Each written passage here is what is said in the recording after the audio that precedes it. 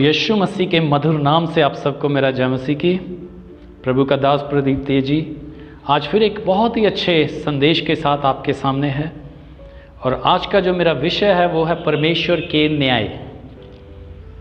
जी हाँ दोस्तों, एक न्याय नहीं है, परमेश्वर के न्याय। जब हम वचन में पढ़ते हैं बाइबल में तो बहुत से न्यायों के बारे में हमें न्याय के विषय में पता चलता है कि हर तरह के लोगों का न्याय जो है वो अलग अलग तरह से अलग अलग स्थान पे होगा। तो इन चीज़ों को लेकर के मैं बहुत कंफ्यूज था। जब मैंने अपना जीवन प्रभु यीशु मसीह को दिया तो जब मत्ती 25 अध्याय में जो न्याय है, जहाँ पे हम प्रभु यीशु मसीह के दूसरे आगमन के विषय में पढ़ते हैं कि वो आएंगे और उनके स्वर्गदूत पूरी पृथ्वी पे जाएंगे, फिर लोगों को इकट्ठा करेंगे, तो ये सब सोच के बहुत डर लगता था कि इन दोनों में से एक को भेड़ और दूसरी को बकरी, दो कैटेगरी के लोग वहाँ पे बताए गए हैं। तो डर लगता था कि इन दोनों में से हम कौन सी कैटेगरी में आएंगे। और फिर जब सफ़ेद सिंहासन जो प्रकाशित वाक्य 20 अध्याय में जब उसके बारे में पढ़ते थे, जिस किसी का नाम जो है स्वर्ग जीवन की पुस्तक में ना मिला उसको जो है नरक की आग में फेंक दिया गया। तो ये विश्वासी होने के बाद भी ये चीज़ें मुझे बहुत डराती थी। और हो सकता है आज आप लोग भी इन चीज़ों को लेकर के कंफ्यूज हों, डरे हुए हों। लेकिन मैं आपसे वादा करता हूं आज कि जब आज का संदेश, पूरा संदेश आप सुनेंगे तो आपका डर हमेशा के लिए चला जाएगा। इस टॉपिक को तैयार करने के लिए दोस्तों मैंने बहुत मेहनत की, प्रभु के साथ समय बिताया, और पवित्र आत्मा ने जब मुझे न्याय के विषय में रेवलेशंस, प्रकाशन दिए तो एक एक चीज मेरे जीवन में बिल्कुल क्लियर होगी। मेरी सारी कंफ्यूजन चली गई और आज मैं न्याय को लेकर के बिल्कुल भी भयभीत नहीं हूं और आप भी नहीं रहेंगे। सुनिएगा, मैं बताना चाहता हूं कि बाइबल में कई तरह के न्याय के विषय में लिखा है, लेकिन जो मैं आपके सामने पेश करने जा रहा हूं वो है 5 तरह के न्याय, जिन्हें जानना हर एक मसीही को बहुत जरूरी है ताकि आप भी डर में ना जिएं और दुनिया के लोग भी जान लें, क्योंकि ये सबके लिए है। ये 5 न्याय जो हैं, जो मैं आपको बताने जा रहा हूं क्रमानुसार, सीरियल वाइज, एक एक करके, कि कब न्याय होगा, कहां पर होगा, कैसे होगा, सब आपके सामने रखा जाएगा और बाइबल से रखा जाएगा। चलिए तो फिर शुरू करते हैं हम आज के विषय को। तो पहला न्याय मैं आपको बताना चाहता हूं, हम पढ़ते हैं यूहन्ना 12 अध्याय उसके 31 वचन में। आप यहाँ पे पढ़िएगा स्क्रीन पे, यहाँ पे क्या लिखा हुआ है 12:31 में। ये प्रभु यीशु मसीह के शब्द हैं। प्रभु यीशु मसीह ने क्या बोला? क्रूस के ऊपर चढ़ाए जाने से पहले अब इस संसार का न्याय होता है। अब ठीक है, अब आप ध्यान दीजिएगा, मैं जल्दी से आपको 3 वचन बताना चाहूँगा। आपको याद होगा जब यीशु मसीह ने अपनी सेवकाई को शुरू करना था तो उससे पहले यूहन्ना बपतिस्मा देने वाला बपतिस्मा दे रहा था, और एक दिन यीशु भी उसकी ओर आ रहे थे। तो जब वो आ रहे थे, यूहन्ना 1 अध्याय 29 वचन आप यहाँ पढ़िए, क्या है? यूहन्ना ने यीशु को अपनी ओर आते देखकर क्या बोला? देखो, यह है परमेश्वर का मेमना जो जगत का पाप उठा ले जाता है। देखिए, किसका पाप? जगत का पाप। ठीक है। और फिर दूसरा, यशाया 53 अध्याय का 6 वचन, यहां पे क्या लिखा हुआ है? यहोवा ने हम सब के, यानी कि दुनिया के पापों का बोझ क्या किया? यीशु पर लाद दिया। फिर एक पहला पतरस 2 अध्याय 24 वचन में, वहां पर क्या लिखा हुआ है? कि वह आप ही, कौन? यीशु, आप ही हमारे पापों को अपनी देह के ऊपर लेकर के क्रूस के ऊपर चढ़ गया। तो ये 3 वचन मैंने बताए, तीनों ही बताते हैं हमारे पाप, जगत के पाप, संसार के पाप, इनको लेने के लिए कौन आया? यीशु। और यीशु ने खुद बोला, भी बताया कि अब इस जगत का न्याय होता है। जी हाँ, क्या हुआ? जब यीशु मसीह को क्रूस के ऊपर चढ़ाया गया तो यीशु ने इस सारे संसार के पापों को अपने ऊपर ले लिया। सुनिएगा क्या होता है, हम सबको मालूम है कि जिसे हम गुड फ्राइडे या शुभ शुक्रवार के रूप में मनाते हैं, जिस दिन प्रभु यीशु मसीह को क्रूस के ऊपर चढ़ाया गया था। सुनिए उस दिन हुआ क्या था, क्रूस के ऊपर यीशु मसीह जब चढ़े हुए थे तो क्रूस के ऊपर चढ़ने के बावजूद भी उनकी संगति पिता के साथ थी। तो इसीलिए तो उन्होंने बोला, हे पिता इन्हें क्षमा कर, क्योंकि ये नहीं जानते कि ये क्या करते हैं। आप सुन रहे हैं, ये इसका मतलब अभी तक संगति थी। और आपको यह भी मालूम है कि क्रूस के ऊपर यीशु मसीह ने 7 वचन बोले थे, ठीक है, तो ये पहला वचन था। लेकिन दोस्तों उसके बाद क्या हुआ, जैसे ही परमेश्वर ने हम सब के पाप लेके यशाया 53:6 के अनुसार यीशु के ऊपर लाद दिया, सुनिए, तो क्या हो गया, यीशु मसीह के ऊपर जैसे ही पाप आए तो 2 कुरिन्थियों 5:21 में लिखा है। अब देखिएगा 2 कुरिन्थियों 5:21 में क्या लिखा हुआ है, वो जो पाप से अनजान था, वो जो पाप से अज्ञात था, उसी को परमेश्वर ने हमारे लिए पाप ठहरा दिया, अर्थात यीशु पाप बन गया। सुनिएगा, पाप बन गया, क्यों बन गया, ताकि उसमें होकर के आप परमेश्वर की धार्मिकता बन जाएं। हालेलुया, जी हाँ, धार्मिकता हम बन जाएं, इसलिए यीशु पाप बन गया। लेकिन मैं थोड़ा गहराई में लेके जाना चाहता हूं, जो कि है क्रूस के ऊपर का ये प्रभु यीशु मसीह का 4था वचन था। 4था वचन जो हम पढ़ते मत्ती 27 अध्याय के 46 वचन में, मैथ्यू 27:46 में, 27 के 46 वचन में हम पढ़ते हैं। अब सुनिए यीशु मसीह का वो वचन क्या था। उन्होंने क्रूस पर से एक शब्द बोलते एली एली लमा शबक्तनी। सुनिए, अर्थात इसका मतलब क्या था, हे मेरे परमेश्वर, हे मेरे परमेश्वर, तूने मुझे क्यों छोड़ दिया। क्रूस पे लटका हुआ यीशु है। सवाल उठता है, वो परमेश्वर पिता और पुत्र प्रभु यीशु मसीह जो कि उसका प्रिय पुत्र था, अनंत काल से लेकर के कभी जुदा नहीं हुए थे, लेकिन क्यों क्रूस के ऊपर पहली बार पिता ने अपने पुत्र से मुख मोड़ लिया, क्यों उसने उसे छोड़ दिया। उत्तर एक ही है, क्योंकि यीशु पाप बन चुका था और पिता परमेश्वर जो कि पवित्र परमेश्वर है, वो पाप को सहन नहीं कर सकता, वो पाप को बर्दाश्त नहीं कर सकता। जो क्रूस के ऊपर लटका हुआ था ना दोस्तों, इस समय वो जो उसका प्यारा पुत्र था, वो प्यारा पुत्र नहीं रह गया। मेरे और आपके जगत के पापों के कारण वो पाप बन गया। या मैं और शब्दों में समझाने की कोशिश करूं, ये था वो समय, ये था वो क्रूस जहां पर मेरे यीशु ने जगत का न्याय उस पवित्र धर्मी न्यायी परमेश्वर को दे दिया। हालेलुया। तो इसका अर्थ क्या बन रहा है दोस्तों, यही कि इस जगत का न्याय, जो मेरा पहला पॉइंट है, जजमेंट ऑफ द वर्ल्ड, इस जगत का न्याय हो चुका है, हो गया। कब हो गया वो भी बताता हूं मैं। 1987 वर्ष पहले, 1987 years ago, जी हां, इन 33 AD, 33 ईस्वी सन में, क्योंकि यीशु मसीह लगभग 33 वर्ष के थे जब उनको क्रूस के ऊपर चढ़ाया गया, और क्रूस के ऊपर यीशु ने अपना न्याय दे दिया, हमारा यानी कि न्याय दे दिया। तो जगत का न्याय हो चुका है। चलिए सुनिए आगे और ध्यान से, कब हुआ मैंने वो भी बता दिया। आज से 1987 वर्ष पहले, 33 ईस्वी सन में। ओके, कहां पर हुआ? इज़राइल देश में, गोलगता नामक पहाड़ी के ऊपर, कलवरी के क्रूस के ऊपर यीशु ने परमेश्वर पिता को जगत का न्याय दे दिया। हालेलुया।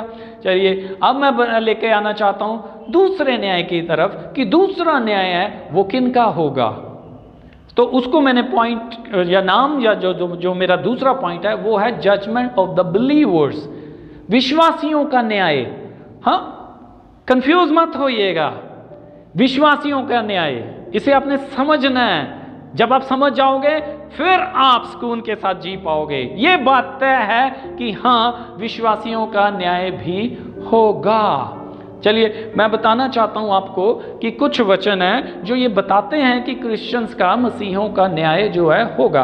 पहला पत्रस 4 अध्याय उसके 17 वचन में लिखा है, क्योंकि वह समय आ पहुंचा है, क्योंकि वह समय आ पहुंचा है कि परमेश्वर के लोगों का, सुन रहे हैं आप लोग, किसका? परमेश्वर के लोग। अब ये संसार के लोग नहीं है, परमेश्वर के लोग, यानी कि हम आप जो यीशु मसीह को अपना प्रभु मानते हैं, उनका न्याय समय आ गया है। बाइबल बोल रही है यहाँ पे इस वचन, समय आ पहुंचा कि पहले किसका न्याय? परमेश्वर के लोगों का। अब आप सोचेंगे कि भैया आपने अभी तो बताया था कि जगत का न्याय हो गया है, हमारा न्याय यीशु मसीह ने दे दिया, लेकिन अब फिर बोल रहे। हाँ, ये मैं बता रहा हूं मसीह जीवन के बाद का, अभी मैं क्लियर करूंगा, लेकिन पहले इतना आपको बता दूं कि सबका न्याय होगा, क्रिश्चियन बनने के बाद भी, मसीही बनने के बाद भी न्याय। लेकिन कैसा होगा वो जब मैं बताऊंगा आप बिल्कुल निडर हो जाएंगे, आपके अंदर 1% भी भय नहीं रहेगा। इसलिए ध्यान से सुनते रहिए, मेरे साथ बने रहिए, जल्दी मत कीजिएगा जाने की कहीं पर भी। ये आपके लिए आशीष का वचन है, आपके परिवार के लिए, आपके सगे संबंधियों के लिए, इस संसार के लिए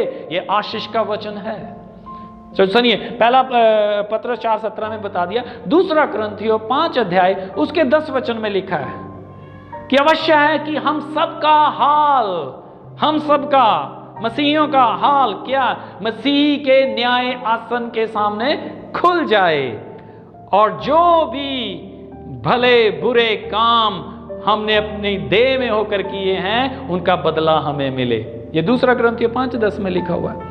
रोमियो 14 उसके 10 वचन में लिखा है, सुनिए क्या, कि हम सब परमेश्वर के न्याय आसन के सामने खड़े होंगे। और 12 वचन इसलिए हम में से हर एक अपना अपना लेखा परमेश्वर को देगा।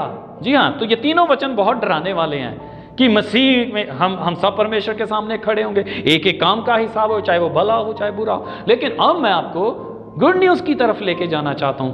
देखिए, पहली बात तो ये है कि जब ये पत्री पौलुस ने लिखी दूसरा कुरिन्थियों, तो ये कुरिन्थियों की कलीसिया को लिखी गई थी। और जब पौलुस ने इस पत्री को लिखा तो पौलुस ने उस शहर को अपने, उसकी परिस्थितियों को अपने मन में रख के लिखा। इसलिए आप ध्यान से सुने एक इस शब्द को जो दूसरा कुरिन्थियों 5 अध्याय 10 में लिखा है कि हम सबका हाल मसीह के न्याय आसन के सामने खुल जाए। ये क्रिश्चियंस की बात है, मैं रिपीट कर रहा हूँ। किसके आसन? मसीह आसन के।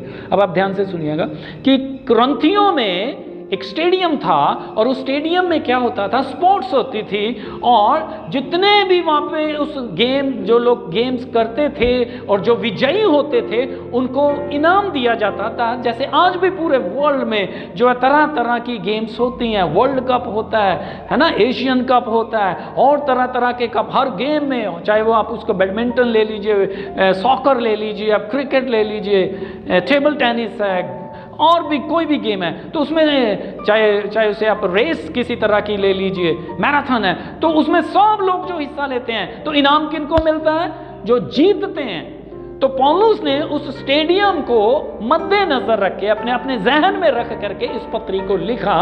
और यहाँ पे जो मसीह का जो न्याय आसन है ना, असल में वो यूनानी भाषा, ग्रीक लैंग्वेज में, वहाँ पे जो ओरिजिनल ग्रीक में जो भाषा लिखी गई थी, वहाँ पे जजमेंट सीट नहीं है। यही सीखने वाली दोस्तों बात है। वहाँ पे लिखा हुआ है बीमा सीट, और बीमा सीट कभी भी उस पे जो बैठता है वो कभी न्याय नहीं करता, वो क्या करता है? हमेशा वहां से रिवॉर्ड देता है, इनाम देता है, पुरस्कार किनको? जो विजयी होते हैं। तो दोस्तों, अब आपका डर गया चला ना कि यहाँ पे जितने लिखे हैं, हाँ हम मसीह के न्याय आसन के सामने खड़े होंगे, हम अपना हिसाब देंगे।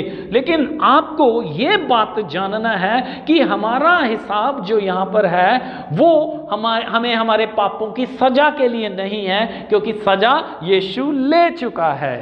तो इसलिए फिर क्या होगा वहां पे? हाँ, पहला कुरिन्थियों 3 अध्याय और उसके 14 और 15 वचन में ये लिखा हुआ है क्या, कि अगर हम उसे पूरा कॉन्सेप्ट आप बाद में पढ़ सकते हैं। असल में ये 10 वचन से लेके, पहला कुरिन्थियों 3 अध्याय 10 से लेकर के उसके 15 वचन तक पूरा पैसेज है जिसमें स्टोरी बिल्कुल क्लियर होती है। तो वहां पे क्या लिखा है कि नींव के बारे में, रद्दा के बारे में, मिस्त्री कैसे नींव रखता है, फिर रद्दा रखता है, फिर बिल्डिंग बनाई जाती है।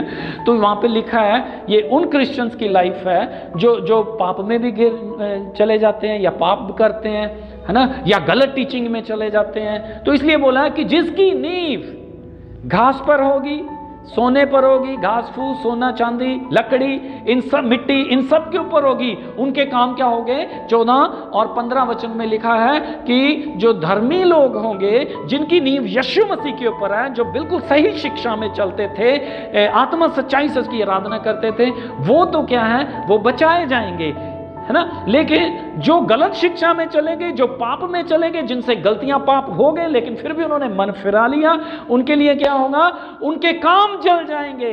हेलो, ध्यान से सुनिएगा, 15 वचन में लिखा है, यदि किसी का काम जल जाएगा तो वो हानि उठाएगा, पर वह आप बच जाएगा, परंतु जलते जलते, सुना ना आपने, इंग्लिश में लिखा ही विल सफर लॉस, है ना, वो हानि उठाएगा। हानि किस चीज की, नरक में नहीं फेंक दिया जाएगा। यहाँ इसका मतलब है कि वो हानि उठाएगा अपने बुरे कामों की। तो बुरे कामों की हानि क्या होगी, पापों की हानि क्या होगी, कुछ नहीं, सजा नहीं मिलने वाली है। मैं रिपीट कर रहा हूँ, सजा नहीं, सजा खत्म। क्योंकि रोमियो 8 अध्याय उसके 1 वचन में लिखा है कि अब जो मसीह यीशु में है उन पर दंड की आज्ञा नहीं, दंड की आज्ञा है ही नहीं जो मसीह यीशु में है। तो क्या होगा, जब उनसे पाप हो गए, तो पाप करने के बाद उन्होंने पश्चाताप किया, तो उन्होंने जो पाप किए थे उनको नुकसान उठाना पड़ेगा, सजा नहीं मिलेगी। तो नुकसान क्या उठाएंगे, वो हानि होगी, लेकिन आप बच जाएंगे जलते जलते। दैट मीन्स उनके रिवॉर्ड कम हो जाएंगे, उनके पुरस्कार कम हो जाएंगे। तो ये है सेकंड पॉइंट कि the judgements of the believers, है ना, विश्वासियों का न्याय। तो अब आप समझ गए कि विश्वासियों का न्याय कैसे होगा, सजा देने के लिए नहीं, पुरस्कार देने के लिए। सो अच्छे विश्वासी बन के जिए, अच्छी दौड़ दौड़े यीशु मसीह में, ताकि आप ज्यादा से ज्यादा इनाम अपने परमेश्वर पिता से पाएं। आपके लिए बहुत से इनाम इंतजार कर रहे हैं, जिनमें से कुछ मैं आपको बताना चाहता हूं। जीवन का मुकुट, धार्मिकता का मुकुट, महिमा का मुकुट, ऐसे करके बहुत से मुकुट और बहुत से सरप्राइजेस मेरे प्रभु ने हम सब के लिए रखे हुए हैं। इसलिए विश्वास की अच्छी दौड़ दौड़ें, प्रभु में बने रहें, पापों से भागते रहें, ताकि जब भी यीशु मसीह आए हम उसके साथ उठाए जाएं, और जब भी उसकी बीमा सीट के सामने खड़े हों तो उससे पुरस्कार पाएं। तो दोस्तों, आप समझ गए होंगे। अब मैं जल्दी से बताना चाहता हूं कि ये न्याय कब होगा और कहां पर होगा। सुनिए, ये होगा जब कलीसिया इस पृथ्वी पर से उठा ली जाएगी। क्योंकि ये अभी हमने 3 वचन बताए थे मैंने, पतरस में से, रोमियो में से और कुरिन्थियों में से, कि हमारा न्याय परमेश्वर के लोगों का। सो अब हमारा न्याय कहां हुआ, सुनिए, कलीसिया इस पृथ्वी पर से उठा ली जाएगी, जिसका मतलब है रैप्चर हो जाएगी। तो कलीसिया अब कहां पर है, स्वर्ग में। स्वर्ग में भी एक कंपार्टमेंट है जिसे हम बोलते हैं पैराडाइज, जिसे कि है, मैं हिंदी में कोई अच्छा शब्द तो नहीं मुझे मिला, लेकिन फिर भी मैंने उसकी रिसर्च की तो मुझे अरबी भाषा में एक शब्द मिला जिसको हम फिरदास बोलते हैं, और जिसे उर्दू में बोलते हैं फिरदौस। जी हाँ, जो कलीसिया है वो कहाँ पर जाएगी रैप्चर के बाद, फिरदौस में, जिसे हम इंग्लिश में बोलते हैं पैराडाइज। और पैराडाइज कहाँ पर है, हेवन में। एक कंपार्टमेंट है, हेवन का एक कंपार्टमेंट है। तो वहाँ पैराडाइज फिरदौस में कलीसिया 7 ईयर 7 वर्ष के लिए कलीसिया वहां पर क्या होगी, अपने प्यारे प्रभु यीशु मसीह के साथ रहेगी, और वहीं पर होगा यीशु का बीमा सीट, यीशु का न्याय आसन कह लीजिए। लेकिन यह न्याय नहीं है, यहां पर क्या, पुरस्कार देने वाली सीट होगी, इनाम मिलेंगे वहां पर। सो आप समझ गए कहां पर होगा यह न्याय, पैराडाइज में, इन हेवन। ओके, नाउ कब होगा, जब कलीसिया उठा ली जाएगी। सो ये 2 न्याय मैं आपको समझा चुका हूं। पहला किसका है, जगत का न्याय, दूसरा किसका, विश्वासियों का न्याय। चलिए अब हम बढ़ते हैं तीसरा पॉइंट, जो कि समझ से बिल्कुल परे था, लेकिन जब पवित्र आत्मा ने इसको मुझ पर प्रकट किया तो मैं सच में हैरान रह गया, क्योंकि इसी वचन को लेके मैं सबसे ज्यादा डरता था। तो तीसरा न्याय जो है दोस्तों, वो है the judgement of the living nations, जीवित राष्ट्रों का न्याय। आज आपकी आंखों से पट्टी खुलेगी और आप हैरान हो जाओगे जब आप इस पोर्शन को पढ़ोगे। तो देखिए, इसे हम पढ़ते हैं मत्ती 25 अध्याय उसके 31 वचन से लेके 46 वचन तक। मत्ती 25 अध्याय 31 से लेके 46। देखिए, काफी लंबा पैसेज है, लेकिन मैं इसका कॉन्सेप्ट आपको बता देता हूं। यहां पर क्या बाइबल में लिखा हुआ है कि यीशु मसीह स्वर्ग से आ रहे हैं। अब इसे हम बोलते हैं सेकंड कमिंग, दूसरा आगमन, यीशु का दूसरा आगमन। तो अभी इस में लिखा है, इस पोर्शन में, इस वचन के हिस्से में, कि यीशु मसीह आ रहे हैं स्वर्ग से, ठीक है। और उनके साथ कौन है? बाइबल में लिखा हुआ है साथ में कौन आ रहा है? उसके स्वर्गदूत उसके साथ में, उसके पवित्र लोग। जकरिया 14 अध्याय 4 और 5 वचन में लिखा है कि जब मेरा यहोवा परमेश्वर आएगा तो उसके पवित्र लोग उसके साथ होंगे, और वो अपना पांव कहां पर है? जैतून के पहाड़ पर, जैतून के पर्वत पर रखेगा। चलिए, तो इसका मतलब क्या है? जब दूसरा आगमन होगा तो यीशु मसीह जब स्वर्ग से आएंगे, कौन होगा साथ में? स्वर्गदूत होंगे, पवित्र लोग होंगे, यानी कि हम, कलीसिया होगी उसके साथ। और हम कहां पर आएंगे? इज़राइल देश में जैतून पर्वत के ऊपर। और बाइबल में लिखा, जब वो जैतून पर्वत के ऊपर पांव रखेगा तो वो पहाड़ 2 हिस्सों में बंट जाएगा और एक वैली बनेगी, और उस वैली का नाम होगा यहोशापात की वादी, है ना? द वैली ऑफ यहोशापात, ठीक है, यहोशापात की वादी। तो वहां पे क्या होगा? वहां पर ये न्याय होगा, जिसे हम तीसरा न्याय बोलते हैं। अब आप पढ़ के हैरान हो जाएंगे, क्योंकि मैं बोल रहा हूं, मैं बहुत डरता था इन वचनों को लेके, जब पवित्र आत्मा ने आंखें खोली कि इस मत्ती 25 अध्याय से 31-46 से हम मसीहों का कोई लेना देना ही नहीं है, तो मेरा तो सारा डर छूमंतर हो गया, और मैं आनंद से जी रहा हूं आज, ठीक है। सो सुनिएगा कैसे। अब आप पढ़ो, मैं नहीं बोल रहा हूं, ये भाई मेरे वचन नहीं है, ये बाइबल बोल रही है, हमने पढ़ा इसे, आप पढ़ते हो रोज, लेकिन डर रहता है। डरते इसलिए क्योंकि कॉन्सेप्ट क्लियर नहीं था, लेकिन आज कॉन्सेप्ट क्लियर होने जा रहा है, आपको सही शिक्षा मिलने जा रही है। अब सुनिए यहां पे क्या हो रहा है। इस पोर्शन में लिखा है कि परमेश्वर के स्वर्गदूत जाएंगे। अब सुनो ध्यान से, कहां जाएंगे? लिखा सारी पृथ्वी के ऊपर। अब सुन रहे हैं, पहला न्याय कहां हुआ था? पृथ्वी के ऊपर। दूसरा न्याय कहां पर हुआ? विश्वासियों का, स्वर्ग में, पैराडाइज में। तीसरा कहां पर हो रहा है? पृथ्वी के ऊपर। पहला न्याय किसका हुआ था? पूरे जगत का। दूसरा किसका हुआ? सिर्फ विश्वासियों का। अब तीसरा किसका हो रहा है? Living Nations. इसका मतलब जो है, वहां पे साफ लिखा हुआ इस पोर्शन में कि वो जब जाएंगे तो क्या करेंगे? सब राष्ट्रों के लोगों को इकट्ठा करेंगे। अब यहाँ पे ये तो नहीं लिखा भी कोई वहां पे पुनरुत्थान हो रहा है, मृतक वापस बाहर आ रहे हैं, मृतकों का न्याय, ऐसा बिल्कुल नहीं है। किसको इकट्ठा करेंगे? जो जीवित नेशंस होंगे उस समय, उस टाइम पे। इसे बोलते हैं पोस्ट रैप्चर, यानी कि रैप्चर के बाद, एट सेकंड एडवेंट, दूसरे आगमन के समय पे। तो क्या होगा?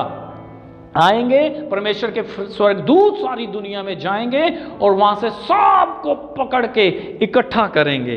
अब सुनिएगा, यहां पर लगेगा तीसरा सिंहासन, जिसे हम बोलते हैं महिमा का सिंहासन, the throne of glory. Hallelujah. जी हाँ, यीशु अब महिमा के सिंहासन पे बैठेगा, और वहां पर दो ग्रुप्स होंगे, सिर्फ 2 ग्रुप। एक कौन सा होगा? जो धर्मी लोग हैं, या जो परमेश्वर की भेड़ें जो उन्हें बोला गया, और दूसरा ग्रुप है जिन्हें बकरी के रूप में बोला गया। ये वो लोग हैं जिन्होंने इजरायलियों के साथ उस समय में, जब वो जीवित होंगे, अच्छा व्यवहार नहीं किया। अब सुनिए, सुसमाचार टाइम खत्म है। अब इनका जो न्याय है सुसमाचार के बेस पे नहीं हो रहा है कि तुमने मेरे नाम पे विश्वास नहीं किया। पढ़िए इस पूरे पैसेज में यीशु मसीह क्या बोल रहा है कि मैं उनसे कहूंगा, अपने दाहिने हाथ वालों से, भेड़ों से कहूंगा कि मैं तुम्हारे पास आया, मैं तुम्हारे घर आया, ठीक है, और तुमने क्या किया? मैं भूखा था, मुझे भोजन खिलाया, मैं प्यासा था, मुझे पानी पिलाया, मैं नंगा था, मुझे वस्त्र पहनाया, मैं बीमार था, मुझे आप पता करने आए, मैं कैद में था, आप मेरी शुद्धि लेने आए। तो लोग बोलेंगे, प्रभु तू कब आया? अब सुनिए यीशु मसीह क्या बोल रहे हैं। गॉस्पल नहीं है, क्या है? वर्क्स, कामों के आधार पर इनका न्याय हो रहा है। तो यीशु क्या बोल रहा है? जो तुमने इन छोटे मेरे भाइयों में से छोटे के साथ किया, वो मेरे साथ ही किया था। तो भाइयों, जो मेरे भाइयों बहनों, जो ये शब्द यूज किया गया यहाँ पे, वो सिर्फ इजराइलियों के लिए किया गया। तो अब इसका मतलब सुनिए, the judgement of the living nations, जो जीवित लोग होंगे उस समय में, उनका न्याय हो रहा है। तो जो दाहिने हाथ किनको खड़ा किया जा रहा है? भेड़ों को। अब भेड़े कौन है? सुनिए, जिन्होंने इजरायली लोगों के साथ, सिर्फ इजरायलियों के साथ अच्छा व्यवहार किया था। वो भूखे थे, उन्हें खाना खिलाया, प्यासे थे, पानी पिलाया। ये मैं नहीं बोल रहा हूं, बाइबल बोल रही, भाई यीशु मसीह बोल रहा है, समझिए। चलिए, और बकरी किनको बोला गया? वो लोग जिन्होंने इजरायलियों को सताया, इजरायलियों को मारा, इजरायलियों के साथ बुरा व्यवहार किया, छोटे से छोटे के साथ बुरा व्यवहार किया। तो वो बोलेंगे, प्रभु हमने ऐसा तेरे साथ कब किया? उसने बोला, मेरे छोटे से छोटे दास के साथ, भाई के साथ भी तुम लोगों ने जो किया है वो मेरे साथ ही किया था। तो अब जाओ कहां? नरक की आग में। तो सुना आपने? तीसरा न्याय ये किन का हो रहा है? जीवित लोग जो उस समय पृथ्वी पर जीवित होंगे। तो न्याय का बेसिस क्या होगा? गॉस्पेल नहीं, सुसमाचार नहीं, उनके काम होंगे। और कौन से काम होंगे? कि उन्होंने इजरायलियों के साथ कैसा व्यवहार किया था, इसके आधार पर उनका न्याय किया जाएगा।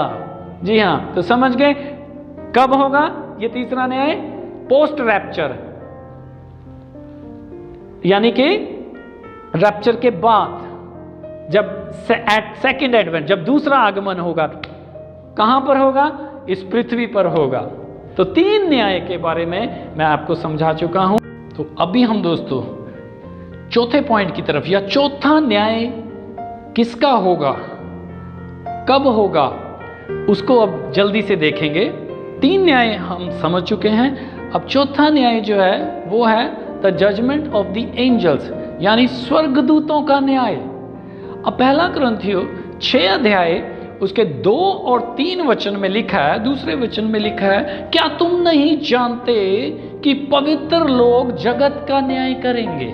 देखिए, पवित्र लोग, हम लोग जो यीशु मसीह में पवित्र हो चुके हैं, वो लोग किसका न्याय करेंगे? जगत का न्याय करेंगे। और तीसरे वचन में, क्या तुम नहीं जानते कि हम स्वर्गदूतों का न्याय करेंगे?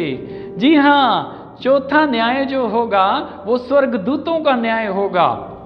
चलिए, जब हम पढ़ते, मैं 2 वचन इसके बारे में आपको बताना चाहूँगा जल्दी से। यहूदा उसका 1 अध्याय और उसका 6 वचन। यहूदा जो प्रकाशित वाक्य से पहले पुस्तक आती है, 6 वचन उसका 1 अध्याय का। और फिर दूसरा पत्रस 2 अध्याय का 4 वचन। तो यहाँ पर लिखा हुआ है दोनों वचन में कि परमेश्वर ने उन स्वर्गदूतों को भी जिन्होंने पाप किया था नहीं छोड़ा, वरन न्याय के दिन के लिए अंधकार की कोठरी में बंद करके रखा हुआ है। तो ये स्वर्गदूत कहां पर है? अंधकार की कोठरी में, है ना, बंद करके रखे हुए हैं। सारे स्वर्गदूत नहीं हैं, प्लीज, है ना, आप इसे समझिएगा। हमें मालूम है कि 1/3 स्वर्गदूतों ने परमेश्वर के विरुद्ध पाप किया था, लेकिन 1/3 में से ये वो वाले स्वर्गदूत सारे नहीं हैं, सारे तो अभी भी आकाश में हैं ये, लेकिन उनमें से कुछ हैं जिन्होंने इस पृथ्वी पर आकर के पाप किया था। जी हाँ, उत्पत्ति के अध्याय में हम पढ़ते हैं, जहाँ पर आई थिंक 6 चैप्टर में है, जहाँ पे लिखा है कि परमेश्वर के पुत्र ने मनुष्यों की पुत्रियों, उसके ऊपर बहुत से कॉन्सेप्ट है, लेकिन मैं किसी दिन प्रभु ने चाहा तो जरूर इसके विषय में आपको शिक्षा दूंगा कि असल में तो ये वो ही स्वर्गदूत हैं जिनका उत्पत्ति में जिक्र है। उनको परमेश्वर ने क्या किया हुआ है? न्याय के दिन के लिए अंधकार की कोठरियों में बंद करके रखा हुआ है। लेकिन अभी हमने पहला कुरिन्थियों 6:3 में क्या पढ़ा? हम इनका न्याय करेंगे। हालेलुया!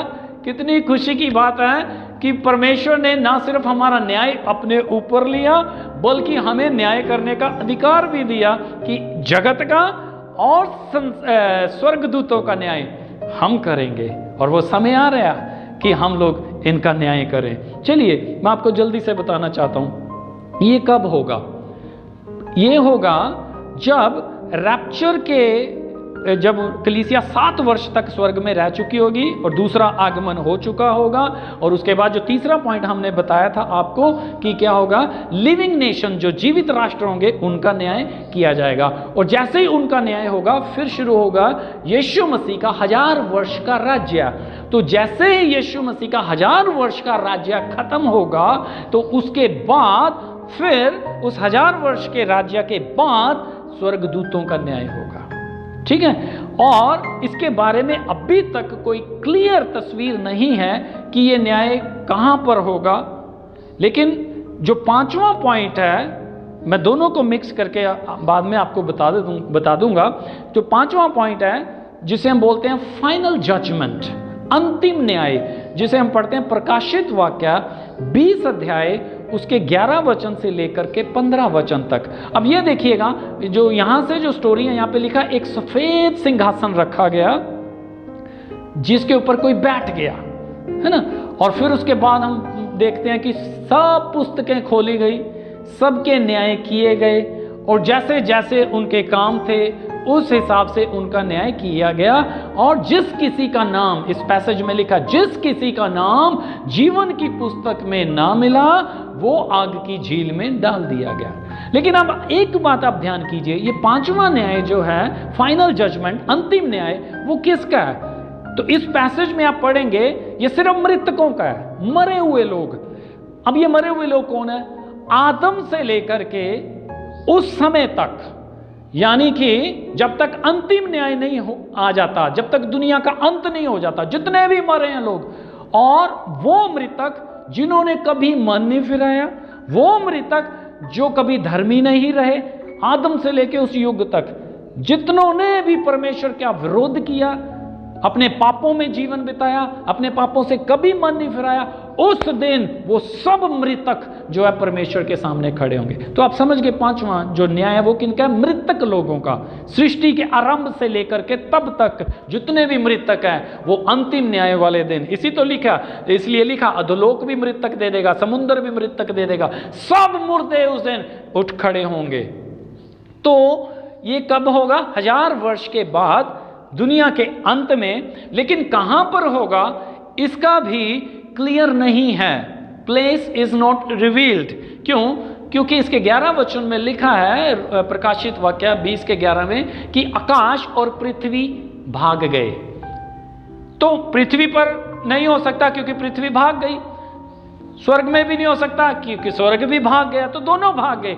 अब वो सिंहासन परमेश्वर कहां पर स्थिर करेगा, कहां पर होगा, वो सिर्फ परमेश्वर जानता है। इसलिए मैं आपको ये नहीं बता पाऊंगा कि ये कहां पर होगा। लेकिन जहां पर भी होगा, एक बात जरूर है कि ये भी हो सकता है कि स्वर्गदूतों का जो चौथा न्याय है स्वर्गदूतों का, और जो 5वां न्याय है मृतकों का न्याय है, हो सकता है ये दोनों इकट्ठे हों। और ये भी हो सकता है पहले जो है जगत का न्याय किया जाए, पहले स्वर्गदूतों का न्याय किया जाए और फिर मृतकों का न्याय किया जाए, या दोनों ही एक दिन में किए जाएं। ये संभव है, लेकिन इनके ऊपर अलग अलग थ्योरी है। सो इसलिए हम किसी को भी एक को नहीं बोल सकते कि ऐसा ही होगा। लेकिन कुछ भी हो, चाहे ये एक दिन में हो चाहे थोड़े दिनों के बाद हो, ये तय है कि ये मिलेनियम या 1000 वर्ष के राज्य के बाद होंगे न्याय, दोनों ही न्याय।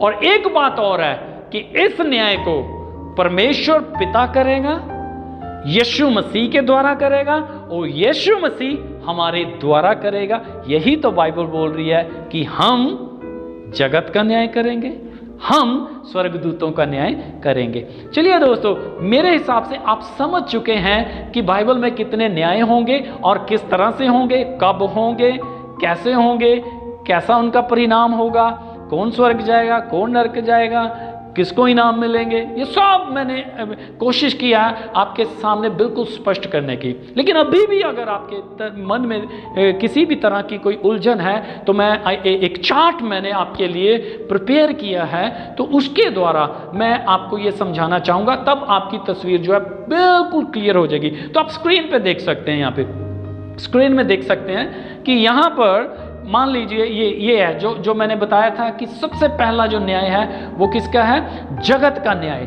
तो जगत का न्याय जो है वो कहां पर हो रहा है? क्रूस के ऊपर हो चुका है।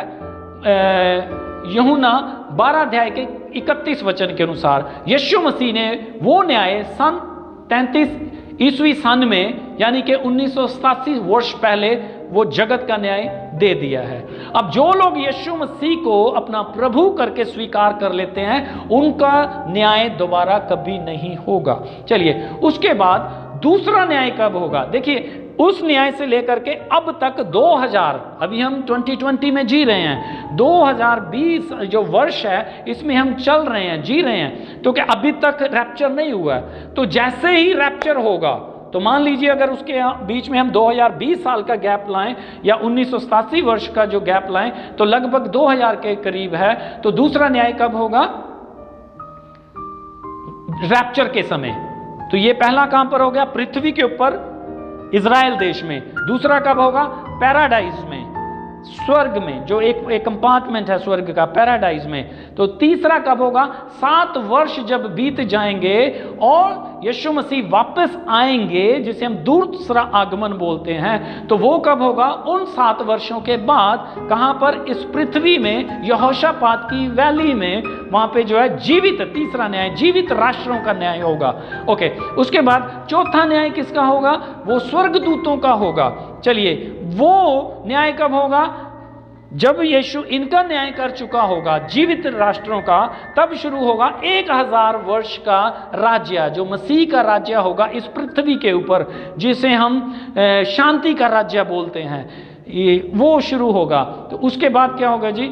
1000 वर्ष जैसे समाप्त हो जाएंगे, तो उसके बाद स्वर्गदूतों का या चौथा न्याय होगा, और उसके बाद फिर 5वां न्याय। और जैसा मैंने बोला था, जो 5वां न्याय है वो अंतिम न्याय है, फाइनल जजमेंट है, जो मृतकों का न्याय होगा। ये दोनों ही 1000 वर्ष के बाद होंगे। हो सकता है स्वर्गदूतों का न्याय जो पहले हो जाए और उसके तुरंत बाद जो है अंतिम सिंहासन लगे, फिर उसके ऊपर अंतिम न्याय किया जाए, या ये एक साथ भी हो सकते हैं। उसके बाद जैसे ही ये सब न्याय हो चुका होगा, तब सब कुछ नरक में डाल दिया गया होगा, और जो परमेश्वर के लोग हैं, जो वो परमेश्वर के साथ हमेशा के लिए नई सृष्टि में प्रवेश करेंगे। सो दोस्तों, मैं विश्वास करता हूं कि परमेश्वर ने इन वचनों के द्वारा आपको न्याय के कॉन्सेप्ट को लेकर के बिल्कुल क्लियर कर दिया है। अब आप बिल्कुल कंफ्यूजन में नहीं रहेंगे, दुविधा में नहीं रहेंगे। पवित्र जीवन जिए और परमेश्वर की बाट जोते रहें। वो बहुत जल्दी मुझको और आपको लेने के लिए आ रहा है, इसलिए हे उसकी दुल्हन तैयार रहे, क्योंकि तेरा दुल्हा शीघ्र आ रहा है। लेकिन वही उठाए जाएंगे जो उसके साथ धार्मिकता का जीवन बिता रहे हैं। सो तैयार हो जाएं। परमेश्वर आपको आशीष दे। आज से न्याय से डरना नहीं है, क्योंकि अब मसीहों का न्याय नहीं होगा। God bless you. परमेश्वर आशीष दे। सदा निडर रहें, प्रभु में आनंदित रहें और ज्यादा से ज्यादा इनाम पाने की कोशिश करें। आमीन।